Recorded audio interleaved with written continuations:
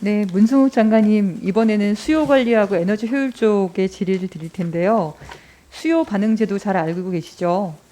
네, DR이라고 디맨드 리스폰스, 전기 사용자가 아낀 전기에 대해 보상을 하는 제도이기 때문에 발전기 건설도 대체할 수 있고, 특히 비싼 발전기 운영을 감축하는 효과를 가져와서 건설비도 필요 없고 연료비도 필요 없고, 네, 이런 제도가 2014년 박근혜 정부 때부터 시작이 돼서 지금 30여 개 수요관리 사업자가 5,154개의 참여 고객을 상대로 4.65기가와트니까 원전 거의 한 5개 분량이에요.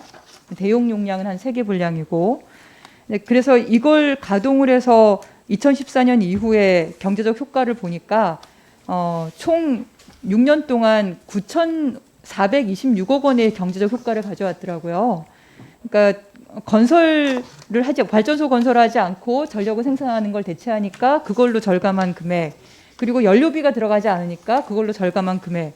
근데 2014년 제도 시행 초기에 이게 신뢰성 DR이라고 해서 사실 감축 지시를 발령하면 의무적으로 약정한 감축량만큼 절감되는 이런 DR에 대해서는 점점 규제를 강화시켜서 작년에는 그 신뢰성 DR 발동 기준이 5.5기가와트 미만으로 됐더라고요. 그전에는 예비력 고려나 여러 가지 조건에 의해서 한 10기가와트 정도 수준에서 발동할 수 있었는데, 그렇게 되다 보니까 DR 시장이 오히려 이렇게 축소가 돼 버렸어요. 이렇게 좋은 효과를 가지는데도 불구하고 발전소를 건설하지 않고 그걸 대체할 수 있다는 게 얼마나 좋습니까?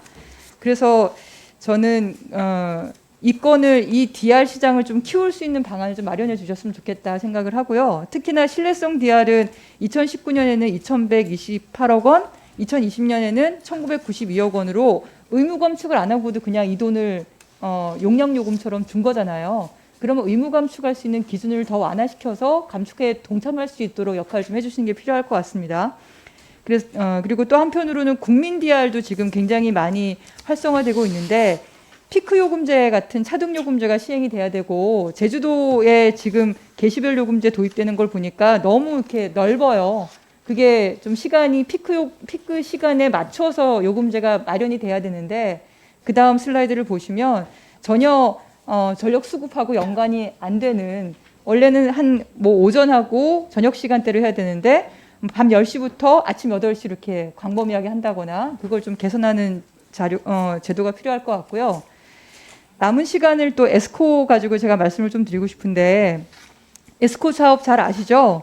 예, 알고 있습니다. 에너지 사용자가 에너지 절약을 위해서 기존의 저효율로 운전 중인 그런 에너지 사용 시설을 고효율로 이렇게 바꾸거나 보완하거나 그렇게 됐을 경우에 에스코 사업자가 거기에 대신 투자를 해서 운영을 해주고 그 절약한 비용만큼 회수해서 가져가는 굉장히 선진적인 방식인데, 이게 전 세계 에스코 시장 규모가 34조 원인데 반해서 우리나라는 815억밖에 안 돼요. 비중이 한 0.2%거든요. 근데 이게 경제 수준이나 에너지 소비 수준을 보면 2% 이상, 그러니까 8천억 정도 수준은 돼야 되는 겁니다. 그래서 이 활성화가 왜 안 되고 있냐 이렇게 봤더니 정책 융자금 지원 규모가 확 줄어들어 버렸어요.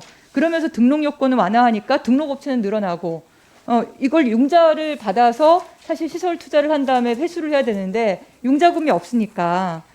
그래서 저는 이제 에너지용 합리화 자금 및 매출 채권 팩토링 이런 제도들 확대가 좀 필요하다고 생각하고, 또 한편으로는 절약시설 설치 사업하고 비교를 해보니까 여기에 비용이 거의 10배 가까이 넘더라고요. 지원 금액이나 이런 걸 보면. 그러니까 단위 에너지 절감량이 에스코 사업이 한 훨씬 높아요. 한 1.5배?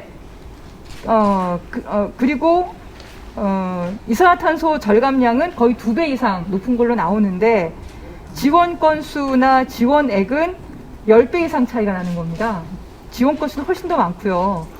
그러니까 설치하는 거는 그냥 융자금 받아서 그냥 설치하고 줄어들면 끝나는 건데, 근데 이 설치 지원 사업은 MRB, 모니터링, 리포팅, 베리파잉이라고 하는 얼마나 줄어들었는지를 검증하는 게 굉장히 약하더라고요.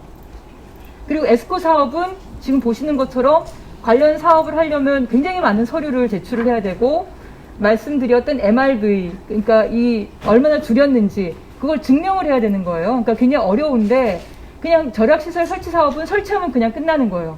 관련 서류도 너무나 적고. 그래서 사실 에스코 사업을 통해서 국가적으로도 이익이고 비즈니스 모델도 만들어지고 일자리도 만들어지고 그리고 에너지 절약 줄어드는 것도 눈에 보이고, 그러니까 이 사업을 훨씬 더 많이 키워야겠다 이런 생각이 듭니다. 그래서 저는 말씀도 좀 부탁을 드리고 이 사업 확대를 위한 제도 개선 과제와 추진 현황, 향후 계획들을 별도로 좀 보고해 주시고요. 그 아까 제가 제주도 그 경부와 중부와 피크부와 시간을 너무 브로드해서 사실 이게 실효성이 있을까 싶거든요. 이렇게 돼버리면 DR 사업도 제대로 운영하기 어려워요. 이 시간을 좀 더 이렇게 촘촘하게 만드는 작업도 같이 한번 제시해 주시기 바랍니다. 예, 간단하게 말씀을 드리면 먼저 기본적으로 제가 탄소 중립 시대 그 신재생 등을 포함한 그린 전력 확충을 하는 것도 중요하지만 수요 쪽에서 저희가 좀 더 불필요한 수요를 줄이고 효율적인 에너지 수요 시장을 만들어 나가는 것도 중요하다고 생각을 합니다. 그 차원에서 의원님께서 말씀 주신 DR 시장이 지금은 신뢰성 DR이 사실 비상 시기에만 이렇게 발동하는 5.5기가 미만에 이제 남았을 때 제가 발동하는 쪽으로 좀 제한적으로 하고 있는데, 그러한 이유는 과거에 이제 이거를 운영을 했더니 그 산업체 조업하는데 제가 전력 쪽에서는 의원님이 말씀하신 장점이 있으나 갑작스럽게 발동이 됐을 때 공장을 내일부터는 닫아야 된다. 갑자기 1시간 이내에 닫아라. 이런 게 이제 정상적인 조업 활동에 방해가 많이 된다는 지적이 있어서 지금은 좀 제한적으로 하고 있고, 그와 병행해서 자발적 DR을 DR 제도로 여기 또 많은 기업들이 참여해서 이거는 좀 기여를 하고 있습니다만은 좀 더 현재 있는 제도를 국민 DR까지 포함해서 활성화시킬 수 있는 방안이 있는지는 검토를 하도록 하겠습니다.